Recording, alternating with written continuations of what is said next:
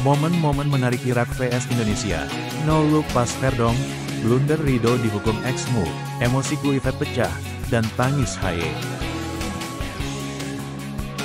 Jawaban penuh teka-teki dari Patrick Kluivert soal rencana masa depannya di Timnas Indonesia. Sudah berikan segalanya, JIZ bangga dengan perjuangan Timnas Indonesia. Ranking FIFA Timnas Indonesia usai kalah dari Irak, terlempar ke posisi 123, di bawah Malaysia.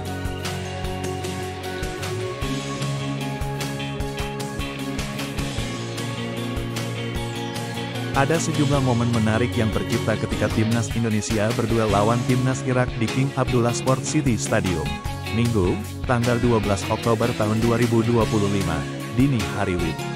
Indonesia menjalani laga krusial menghadapi Irak di matchday kedua grup B kualifikasi Piala Dunia 2026 zona Asia. Di pertandingan yang digelar di King Abdullah Sport City tersebut, penampilan pasukan Patrick Kluivert membaik dari sebelumnya saat melawan Arab Saudi. Indonesia sering menekan pertahanan Irak. Sayangnya Merah Putih kesulitan mencetak gol dan akhirnya malah kebobolan melalui gol mantan pemain Manchester United yakni Zidane Iqbal. Irak pun menang 1-0. Indonesia pun harus mengubur mimpi untuk mendapat tiket ke Piala Dunia 2026.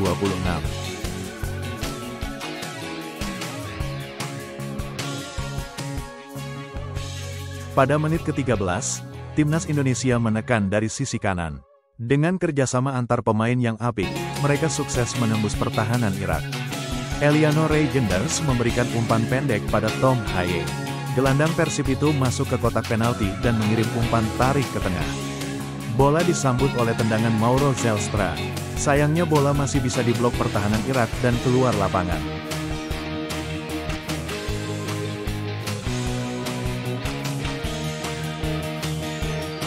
Pada menit ke-14, Timnas Indonesia mendapat sepak pojok di sisi kiri gawang Irak. Bola dieksekusi oleh Tom Haye. Ia mengarahkan bola ke tengah kotak penalti. Bola itu hendak disambut oleh JIZ, tapi ia ditarik lawan hingga terjatuh.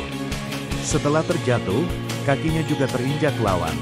Bang J sempat meminta wasit mengecek VAR, tapi sayangnya permintaannya tak digubris sang pengadil lapangan.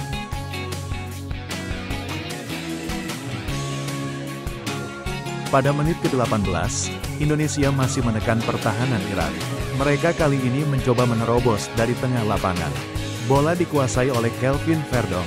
Ia punya opsi mengumpan ke kiri lapangan, atau ke depan.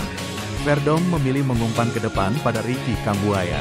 Menariknya, ia melakukannya dengan tanpa melihat alias no look pass. Pada menit ke-30, Timnas Indonesia menguasai bola. Mereka sebelumnya sukses meredam serangan Timnas Irak. Namun kemudian Dean James terlihat duduk di lapangan.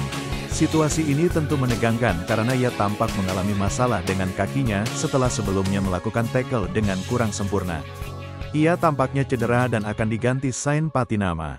Namun James menolak keluar dan terus melanjutkan permainan.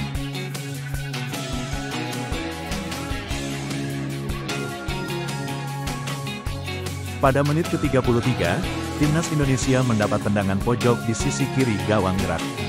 Bola dieksekusi oleh Tom Haye dengan umpan pendek saja ke sisi sayap. Bola kemudian dikembalikan kepada Haye. Gelandang 30 tahun tersebut merangsek masuk ke kotak penalti dan mendekati gawang Irak. Ia kemudian memberikan umpan tarik kepada Eliano Reijenders yang berdiri bebas. Sayangnya sepakan Eliano tak sempurna dan peluang pun terbuang percuma.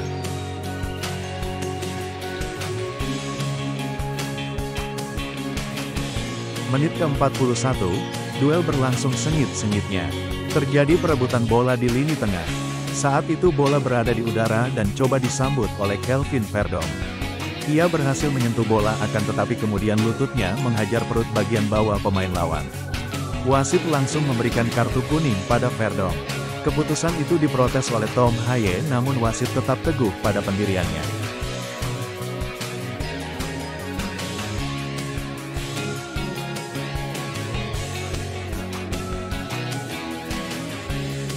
Posisi Patrick Kluivert sebagai pelatih Timnas Indonesia tengah menjadi sorotan setelah skuad Garuda dipastikan gagal melangkah ke Piala Dunia 2026.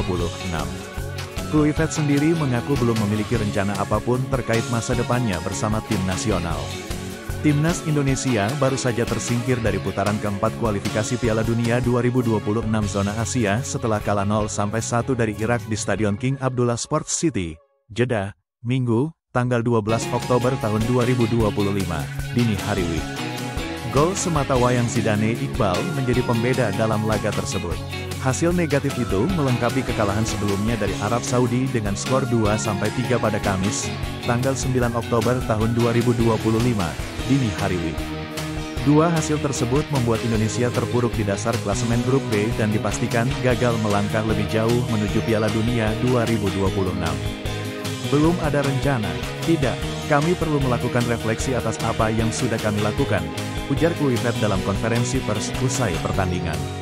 Kluivert baru melatih timnas Indonesia pada Januari tahun 2025 untuk menggantikan Shin Tae-yong yang dipecat PSSI. Ex-pelatih timnas Curaçao tersebut dikontrak hingga 2026 dengan klausul perpanjangan 2 tahun.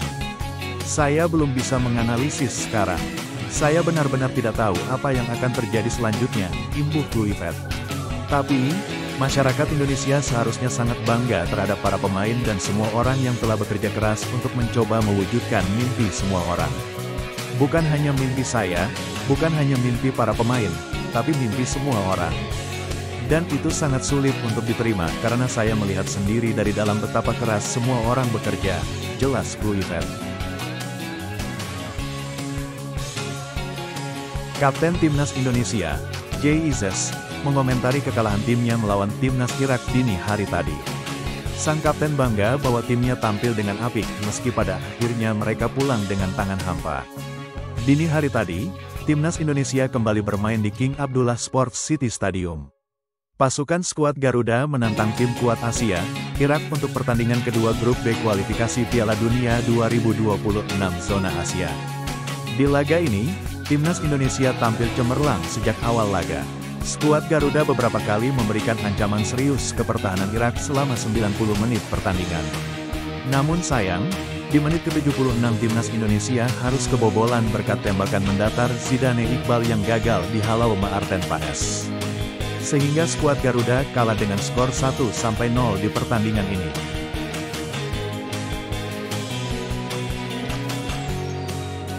Dalam wawancaranya seusai pertandingan, Jay Izzes enggan mengeluh meski timnya kalah tipis dari Irak. Ia justru mengaku bangga dengan performa timnya di laga tersebut.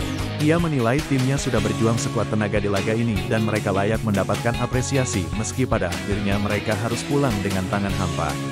Untuk saat ini sulit untuk merefleksikan apa yang terjadi, namun saya bisa bilang bahwa saya bangga dengan tim ini, ungkap Izzes. Lebih lanjut, Izzes menyebut bahwa timnas Indonesia di laga ini menunjukkan peningkatan performa yang bagus. Ia menilai skuad Garuda sempat mendikte jalannya pertandingan melawan Irak yang notabene salah satu tim terkuat di Asia. Namun ia menyebut bahwa satu-satunya kekurangan timnas Indonesia di laga ini adalah mereka tidak memanfaatkan peluang yang mereka buat dengan maksimal. Ketika kami berhadapan dengan Arab Saudi, kami memang tidak tampil dengan penampilan terbaik kami. Sementara hari ini Anda bisa lihat semua pemain kami bertarung sepanjang laga. Kami tampil dominan dan bermain bagus, namun sayang kami tidak memanfaatkan itu semua, pungkas sang bek. Dengan tersingkirnya timnas Indonesia di Piala Dunia 2026, maka skuad Garuda kini harus fokus ke agenda berikutnya. Skuad Garuda akan bertarung di Piala AFF 2026 mendatang di mana skuad Garuda bertekad untuk menjadi juara untuk kali pertama di turnamen tersebut.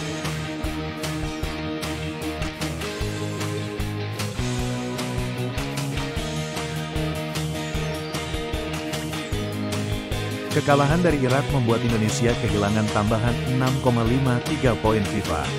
Angka itu menambah daftar kerugian setelah sebelumnya skuad Garuda juga kehilangan 6,68 poin akibat kekalahan dari Arab Saudi. Kini, total poin Indonesia hanya tersisa 1144,73. Catatan tersebut membuat posisi Merah Putih turun 3 tingkat ke urutan 123 dunia, meski peringkat itu masih bisa berubah tergantung hasil dari negara lain. Situs Football Ranking mencatat bahwa Azerbaijan dan Korea Utara mengalami kenaikan peringkat, yang turut mendorong posisi Indonesia semakin terpuruk dari papan tengah Asia. Padahal, sebelum jeda internasional Oktober ini, Indonesia sempat menembus posisi ke-119 dunia, sebuah capaian membanggakan yang kini harus sirna.